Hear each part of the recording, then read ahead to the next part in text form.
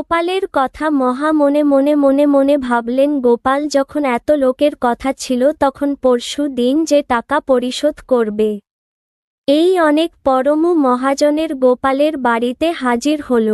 কি হে গোপাল, টাকা বলেছিলে? আমি ঠিক সময় মতন। মহা আপিল গোপাল একত্রে এসেছিলেন, কাকভোরে ছুটে এসেছিলেন।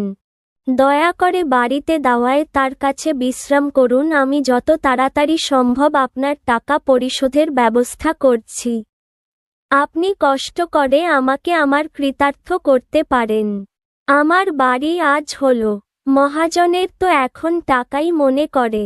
ঘরপালের বাড়ি দায়ে হাঁটু ডুলাওয়াতে নিশ্চিত গোপাল।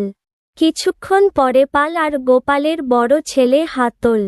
উত্তরে মেলা বেশ বড় বাগান ছিল, চারপাশ 5 অন্তর অন্তর বেশ নরকে চারা পুঁততে সোনা সহকার। তাওয়াজন মহা গোপালকে অস্থির হয়ে উঠছে। এ কি করছে গোপাল?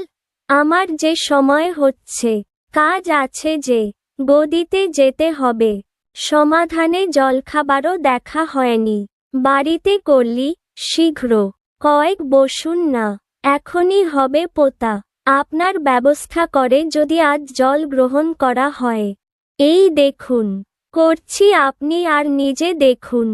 আপনি অপেক্ষা করুন। বলেন, বিশ্বাস না হয় এসে দেখুন। কাজ শেষ করে গোপালের কাছে এসে দাঁড়া উঠতে পারে, সেই থেকে তুমি বসিয়েছ একটা তামাকো না। বলি কই টাকা নেই? আমার তাড়া আছে। গোপাল মুচকি হেসে বলে, এতক্ষণ ধরে তোর টাকা শোধের ব্যবস্থাই করম মশায়, তার মধ্যে তুমি এখন নরকেলের চারাপু তলে।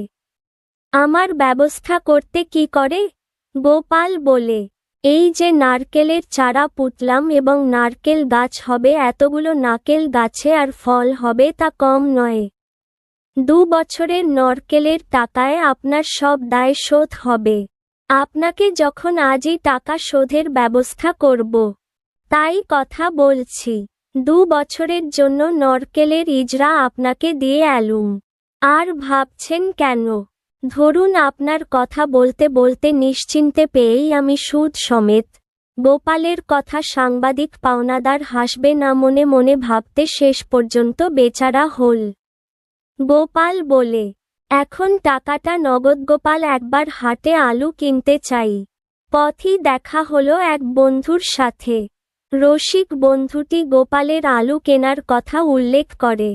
ভূমি যদি আলু বিনি পয়সায় নিতে পারি তবে তবে টাকা পুরস্কার। গোপালকে বন্ধু রসিকতা করতে লোভে উস্কে দিল। মনে কেন্দ্র গোপাল না। গোপাল বন্ধুকে বলে, ওই কথা, তুমি আমার সাথে হাতে চল দেখবে।